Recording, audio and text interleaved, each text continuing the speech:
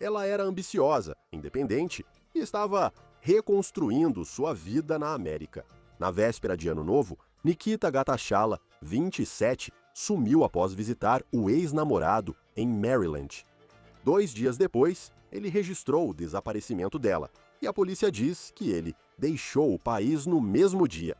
O que os detetives acharam naquele apartamento iniciou uma caçada internacional. Este é o caso apresentado pela Law and Crime. Sou Chris Stewart.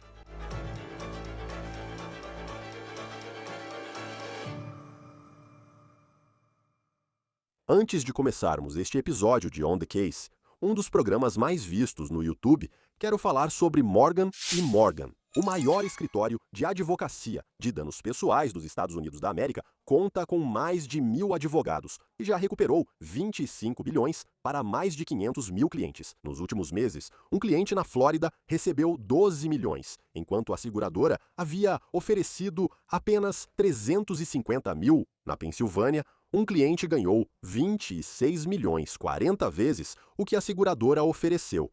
Morgan & Morgan te ajuda a conquistar o que merece. Se você se machucar, pode iniciar uma reivindicação pelo celular em fortepeople.com OTC, clicando no link abaixo ou escaneando o QR Code na tela. O ex-namorado dela a denunciou como desaparecida e depois fugiu do país. A polícia diz que o boletim de desaparecimento foi feito quando os investigadores acreditam que ela já estava morta e que seu corpo foi encontrado depois dentro do apartamento dele. Esta é a caçada internacional que está acontecendo neste momento. A polícia afirma que Arjun Sharma, 26, esfaqueou Nikita Gatashala, 27, até a morte em seu apartamento em Maryland, na véspera de Ano Novo. Depois, eles afirmam que ele fez um movimento calculado. Ele ligou para a polícia 2 dias depois para relatar o desaparecimento dela, e horas após essa ligação, ele já estaria em um avião para a Índia. Nikita publicou uma mensagem nas redes sociais que está chamando a atenção. Sua última postagem no Instagram tem a legenda: "Você está com medo? Com medo? Uma vez, atravessei oceanos com apenas 2 malas, deixando uma vida para trás e começando uma nova completamente sozinho." Você pode olhar para isso e se perguntar: o que ela estava tentando dizer? Como uma mulher que reconstruiu a vida com coragem, é supostamente morta pelo homem com quem já viveu e que chamou de respeitoso há poucos meses. Agora estamos acompanhando essa perseguição global que começou em Maryland e também estamos acompanhando essa descoberta de partir o coração e a postagem misteriosa que sugere uma história muito maior. Tudo isso se baseia em alegações da polícia e documentos judiciais, ou seja, são afirmações dos investigadores. A história começa na véspera de Ano Novo, quando, segundo detetives do condado de Howard, Nikita Gatashala, 27 anos, estava no apartamento do ex-namorado em Columbia, Maryland. O relacionamento deles havia acabado, mas a polícia afirma que ainda se encontravam às vezes. Então, pouco após às 7 daquela noite, os detetives acreditam que o impensável aconteceu dentro daquele apartamento na Twin Rivers Road. Eles alegam que o ex de Nikita, 26 anos, a esfaqueou até a morte. Nas 48 horas seguintes, reinou um silêncio ensurdecedor. Nikita, uma mulher descrita pelos amigos como vibrante e dedicada, de repente parou toda a comunicação. Ela não respondeu mensagens nem ligações e sumiu das redes sociais, antes ativas. Seus amigos ficaram cada vez mais apavorados e começaram a inundar grupos online com postagens, pedindo desesperadamente para qualquer um que tivesse visto ela. Os amigos estavam tão assustados com a possibilidade de algo ruim ter acontecido que alguns chegaram a registrar seus próprios boletins de desaparecimento, implorando às autoridades para encontrá-la. Então, na sexta-feira, 2 de janeiro, uma ligação chegou que, à primeira vista, parecia confirmar os piores temores de todos. A pessoa que relatou o desaparecimento de Nikita Gatashala foi o próprio Arjun Sharma e, de acordo com os registros policiais, ele disse aos oficiais que viu sua ex-namorada pela última vez em seu apartamento no dia 31 de dezembro e que ela havia desaparecido. A polícia diz que no mesmo dia, horas depois de ele supostamente ter feito o boletim de ocorrência de desaparecimento, Arjun Sharma foi até o aeroporto internacional de Dulles, embarcou em um voo e deixou os Estados Unidos. O destino dele, as autoridades confirmaram, era a Índia, do outro lado do mundo. Agora, com a pessoa que relatou ter visto Nikita pela última vez, já fora do país, a investigação se acelerou. No dia seguinte, sábado, 3 de janeiro, os detetives cumpriram um mandado de busca no apartamento de Arjun Sharma. O que eles encontraram lá dentro está no centro dessa tragédia, porque ali, no apartamento dele, eles descobriram o corpo de Nikita Gatachala. A polícia disse que ela teve múltiplos ferimentos de faca e foi declarada morta no local, mesmo com o suspeito no exterior. A polícia do condado de Howard emitiu mandado de prisão para Arjun Sharma, acusado de homicídio em primeiro e segundo grau pela morte de Nikita Gatachala. O Departamento de Polícia Local colabora com agências federais e a Interpol para lidar com o processo de extradição internacional e trazê-lo aos Estados Unidos para responder às acusações. Então, antes de falarmos um pouco mais sobre essa parte da investigação, quero falar um pouco mais sobre quem era Nikita Gatachala.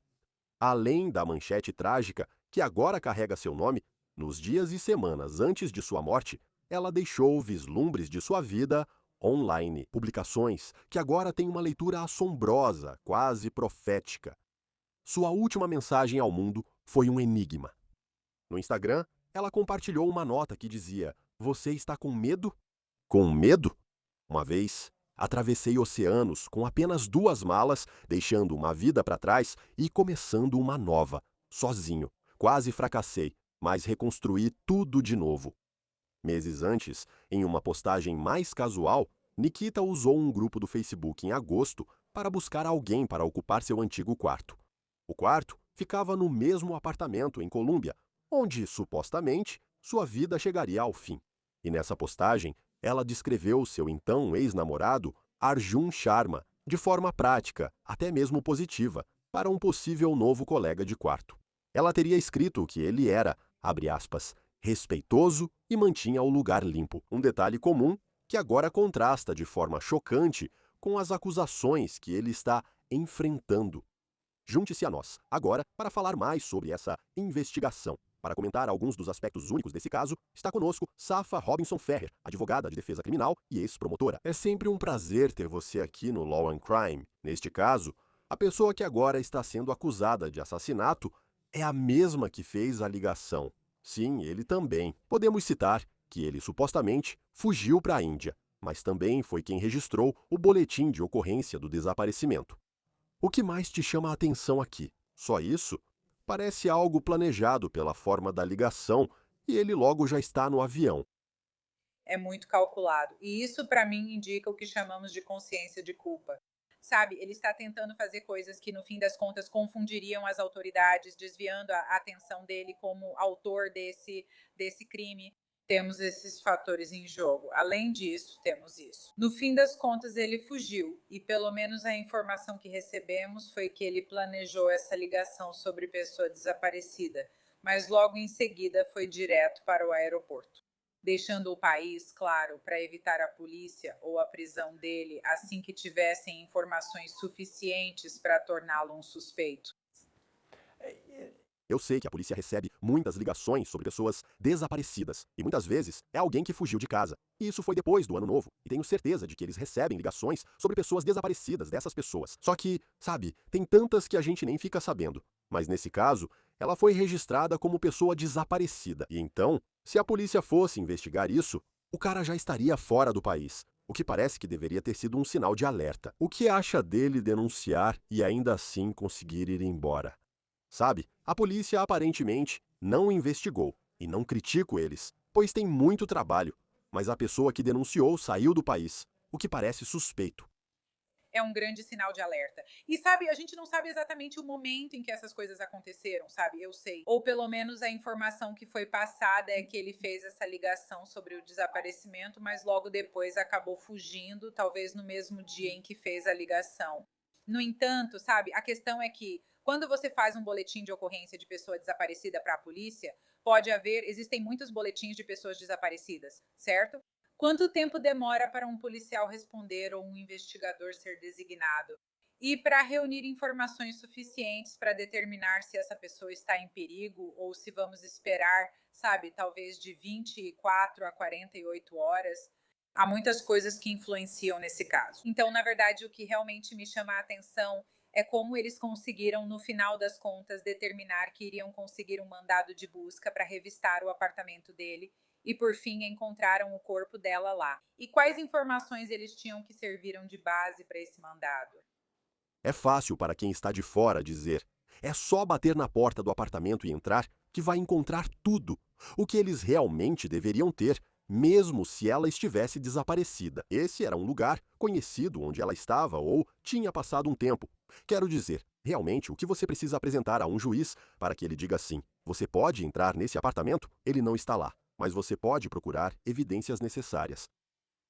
Os investigadores reuniriam evidências suficientes para atingir o nível de causa provável e acreditar que houve um crime, ou que há algum tipo de evidência desse crime neste apartamento ou neste local. Eles redigem uma declaração refletindo esses pontos para o juiz, articulando essa causa provável, e conseguem que o juiz a assine com base na declaração. E às vezes eles anexam certos documentos ou peças de evidência para destacar ao juiz. É por isso que isso é importante, é por isso que atingimos nosso limite e precisamos desse mandado, então o juiz geralmente aprova esse mandado. Para ir até aquela propriedade ou local para vasculhar áreas específicas ou o local inteiro e encontrar o que estão procurando, é isso que chamamos. É uma exigência de mandado, existem exceções a essa exigência, sendo uma delas se houver uma circunstância urgente. Neste momento, não parece que foi o caso aqui, ou praticamente não sabemos ao certo em que momento ela faleceu.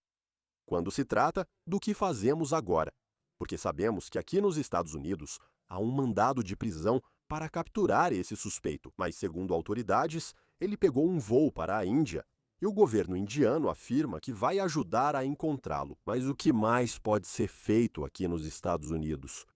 Como detetive neste condado de Maryland, você precisa resolver um assassinato. Mas você está quase à mercê do governo indiano, talvez da Interpol, do FBI, para realmente fazer grande parte do trabalho de encontrá-lo em um país estrangeiro.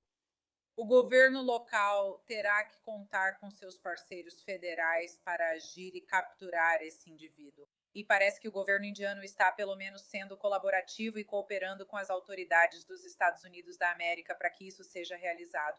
Então, as estratégias de policiamento deles e suas habilidades para localizar esse indivíduo serão utilizadas. E haverá apenas uma comunicação simples e conversas entre os dois governos para que esse indivíduo seja detido e trazido de volta aos Estados Unidos. Não sabemos o quão atualizada é a tecnologia deles. Se essa pessoa estivesse nos Estados Unidos da América, provavelmente seria mais fácil ela ser detida na Índia, mas não sei como é a tecnologia e capacidade deles para capturar alguém, mas eu presumiria que está no mesmo nível que a nossa e que eles cooperariam para prender essa pessoa. Sabe, esse programa não é sobre geopolítica, mas a Índia geralmente é vista como uma aliada dos Estados Unidos. Como é o relacionamento com um país assim quando chegar a hora? Se eles conseguirem encontrá-lo, se e quando isso acontecer, trazê-lo de volta aos Estados Unidos para enfrentar as acusações. Isso facilita a extradição tradicional. Não é preciso enfrentar tantos obstáculos ou lidar com governos pouco cooperativos. Então, eu realmente acho que isso geralmente facilita. Agora, eu nunca tive um cliente detido na Índia, mas, sabe, de modo geral, isso realmente facilita. Mesmo em Nova York, ainda temos o Canadá, sabe? Isso facilita transportar e extraditar essas pessoas quando os governos estão em bons termos ou diálogo. Bem, porque isso é meio que uma pergunta paralela, porque eu sinto que sempre tem, pelo menos você vê isso nos filmes, mas é aquela pessoa que está tentando chegar ao México, porque cometeu um crime e está tentando desaparecer. Mesmo ao cruzar fronteiras internacionais, não é como se atravessar a linha te deixasse livre de tudo. Quero dizer, certamente não no Canadá e nem no México já vimos pessoas sendo trazidas de volta. Mas quando alguém comete um crime, especialmente um tão grave quanto assassinato, aqui nos Estados Unidos, fugir para um lugar como a Índia realmente ajuda? se você está tentando escapar. Acredito que existam países que não extraditam de volta para os Estados Unidos. Quais são esses países agora? Eu não sei de cabeça, mas acho que são alguns, talvez três. Acho que um deles é um país europeu. Mas tradicionalmente falando, sabe, cabe aos Estados Unidos irem atrás deles se as leis desse país estrangeiro permitirem isso. Então, eu acredito que existem alguns países que não extraditam, mas de modo geral, muitos deles extraditam sim. Do ponto de vista da defesa, se e quando ele for preso. Quero dizer, esse é um cara que, segundo as autoridades, havia um corpo no quarto dele, de uma conhecida e ex-namorada dele, assassinada a facadas. Sabe, para quem está de fora, parece um caso simples e direto, de resolver em muitos aspectos. Quero dizer, qual seria a estratégia da defesa? Potencialmente, quando ele voltar, Há várias coisas. Primeiro, eles precisam provar que esse indivíduo é realmente a pessoa que supostamente cometeu esse ato. Devem comprovar a identidade dele e sua autoria no crime. Eu não sei se vai haver alguma evidência que indique isso diretamente, que ele foi quem fez isso. Sabe, alguém dizendo, eu vi ele fazer isso, isso e aquilo agora? Certamente há evidências circunstanciais disso, mas não há evidência direta. Então isso é uma coisa que será contestada. A outra coisa é que nós realmente temos que lidar com essa ligação telefônica. Ele foi a pessoa que ligou para o 911. Sim, pode ter sido um alerta ou apenas uma pista falsa para despistar as autoridades. Uma advogada de defesa vai abordar isso. Por que ele chamou o 190 e relatou o desaparecimento dela, se poderia só sair do país sem avisar? Ele já planejava isso, então por que adicionar a ligação? Então isso poderia levantar algum tipo de dúvida sobre se ou não, sabe? Ele foi a pessoa que realmente cometeu esse ato. Então isso vai ser outra coisa que será questionada. Além disso, ela foi encontrada no apartamento dele, o que prejudica a defesa.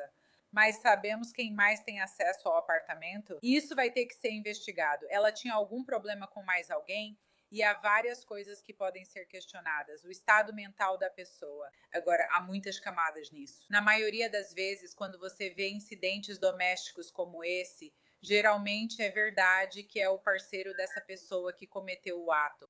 Então, isso é geralmente conhecido e é por isso que as autoridades normalmente direcionam a investigação para o parceiro. Inicialmente, esse poderia ter sido o caso aqui. Quando iniciaram a investigação, obtiveram informações suficientes para acreditar que ele a matou em seu apartamento. Além disso, é um prédio de apartamentos. Alguém ouviu algo? A gravação de câmera de segurança? Algum vizinho ouviu gritos, discussões ou sinais de briga? Tudo isso será considerado. quando se trata da fuga e de ir embora, porque eu consigo entender.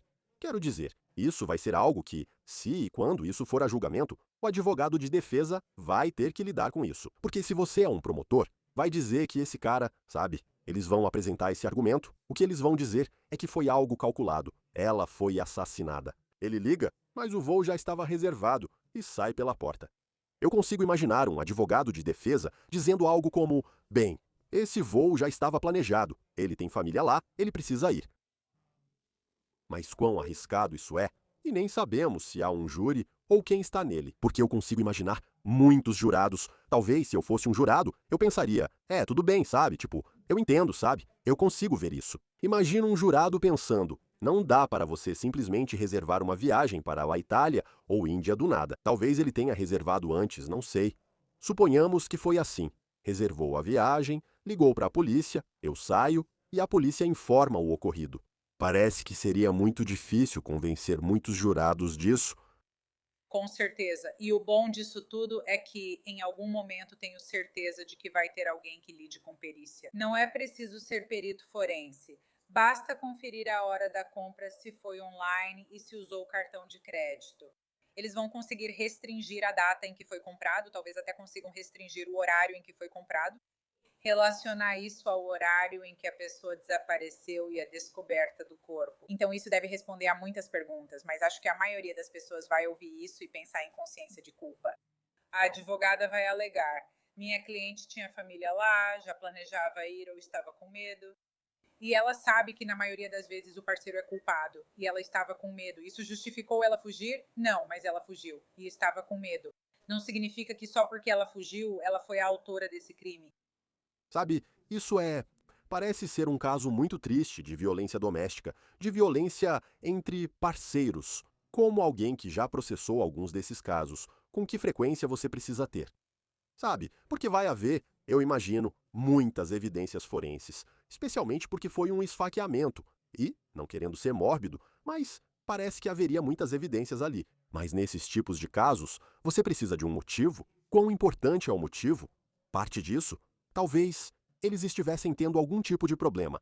Ele era controlador. Não estou dizendo que seja o caso, mas ouvimos isso às vezes. Quão importante é o motivo ao julgar casos assim? O motivo sempre ajuda a mostrar por que aquela pessoa cometeu o ato ou é acusada de ter cometido aquele ato. Você não precisa provar o motivo. Mas certamente ajuda a apresentar a história da linha do tempo, sabe? É fácil afirmar que alguém foi morto por trair o parceiro em um crime passional.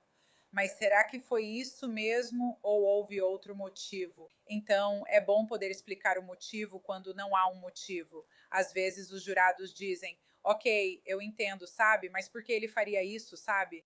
É sempre mais fácil quando há um motivo claro para expor ao júri. E quando se trata de entender a dinâmica de um relacionamento que, à primeira vista, parecia muito normal, muito típico, mesmo que eles tivessem terminado. Ela comentou que ele era respeitoso, mas então isso aconteceu. E se ele realmente for culpado disso, como promotor, como você investiga o histórico dele, o que estava acontecendo na vida dele, como era a dinâmica do relacionamento?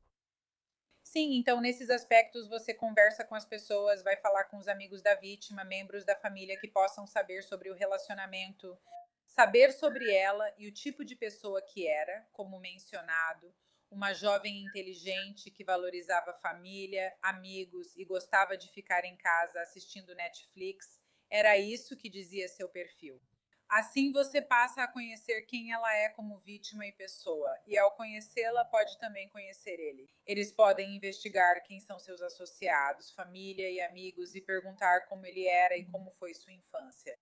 Se ele tiver algum histórico criminal, eles poderão acessar e verificar. Você sabe de quais outros crimes ele pode ter sido condenado no passado? Ou se ele já teve algum tipo de internação psiquiátrica antes? Todas essas coisas as autoridades poderão investigar para realmente entender que tipo de pessoa ele era. Além disso, as redes sociais ajudam bastante. Muitas vezes as pessoas estão nelas. Eu não sei se é o caso desse indivíduo, mas elas se denunciam e mostram quem são através das postagens nas redes sociais e coisas assim, além de verificar o histórico de navegação na internet. Se houver chance de conseguir um mandado para acessar os computadores ou telefones deixados, isso mostrará quem essa pessoa é. Bem, também penso que, voltando ao FBI, isso não é um pequeno condado em Maryland. Mas, se você está montando esse caso, ele e ela têm muitos amigos e familiares, inclusive na Índia, e você precisa se comunicar com pessoas do outro lado do mundo enquanto monta esse caso. Quero dizer, é difícil. Há o Zoom e outras formas de comunicação, mas estar lá, conhecer as pessoas e conversar pessoalmente faz diferença. Como você faz isso? Como coordenar com o escritório do promotor ou a polícia na Índia para tentar obter um retrato deles? Quando você não é o FBI ou a Interpol e vai ser, sabe, apenas o escritório do xerife ou o promotor de justiça em Maryland? Pode certamente ser difícil, mas eu acho que algumas dessas comunidades já se diversificaram o suficiente, onde seria fácil para o promotor conseguir talvez um intérprete que fale o mesmo idioma, que seja capaz de se comunicar com aquele lado do mundo. Quando você está na polícia ou é promotora, às vezes trabalha 24 horas ou à noite. Então, só de marcar um horário para conseguir ter essa comunicação e conversa com esses intérpretes e também com a polícia. O inglês, de modo geral, tem sido a língua universal dos negócios e das transações mundiais. Então, há uma boa chance de que a polícia na Índia também fale inglês. Além disso, contamos novamente com parceiros federais fluentes em outros idiomas, o que seria relevante neste caso. E vamos ver o que acontece a seguir. É realmente uma maneira muito triste. Isso acontecendo perto do Ano Novo, em Maryland. Safa Robinson Ferrer, advogado de defesa criminal, ex-promotor. É sempre um prazer tê-lo aqui no Law and Crime. Obrigado por estar conosco. Obrigada por me receber, como sempre. Isso é tudo por hoje. Inscreva-se no nosso canal, no YouTube e Spotify para acompanhar o caso do Law and Crime. Eu sou Chris Stewart. Até a próxima.